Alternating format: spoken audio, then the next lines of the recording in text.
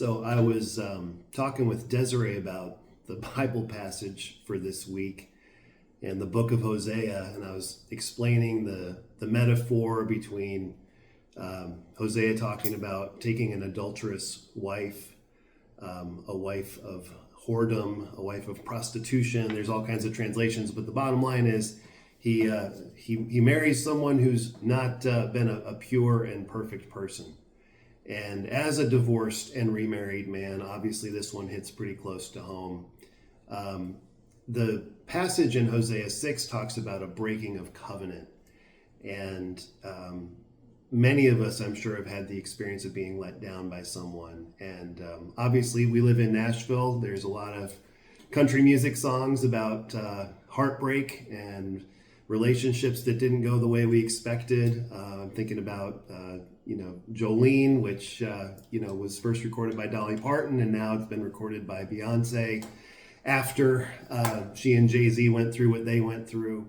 And so I'm thinking today about how do you make this old story make sense today? One of the things I notice immediately is this feeling that thinking of God as your jealous boyfriend who's upset because you've been unfaithful. It really gets at you. It's one of those that it can really get under your skin, and it's a very difficult teaching. It's a tough one to read. It's a tough one to think about. And for me, I think some of you know this, but for many years, for 5 years, I worked full time for an organization that, if you looked up marriage help or save my marriage, we would pop up. And so I'd get calls. People would call the toll-free number, and they'd get referred to me.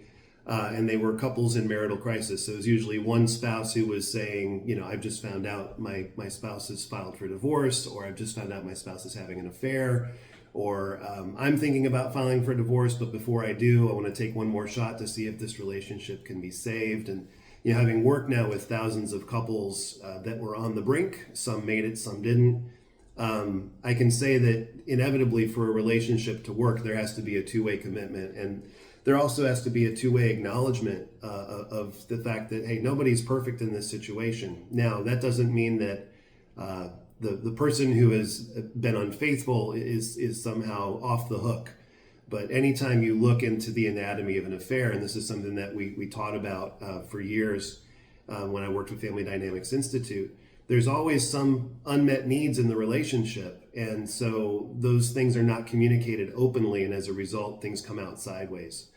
And that's what I see when I read the book of Hosea. For me, when I look at the book of Hosea, I see that the people of Israel seek false gods because they feel like their needs aren't getting met by God. And I think about the book of Numbers. I think about the way that in the book of Numbers, the Israelites are crying out saying, we were better off when we were slaves, and all that kind of thing. And it reminds me of me. It reminds me of my own dissatisfaction with feeling like God doesn't always come through in the ways that I want God to, that my expectations are inversely proportional to my serenity, and that the more I think that I know what I want, the more that I get upset when God doesn't give it to me. Whereas if I'm willing to just say, God, your will be done, then I can rest in the comfort and the faith that God has me right where I need to be. And so, I'm reminded today that none of this is by accident. Where I am today, reading the book of Hosea, I think about Michael Card when I was at Wheaton College years ago, coming out and singing a song from the perspective of Gomer, that I am Gomer, I'm the person who's the wife of adultery, and I don't understand. It feels like you're a fool to love someone like me, but through your eyes, I see I'd rather be a fool. And I love that line. Today I'm curious to know from your perspective, how does this passage hit you?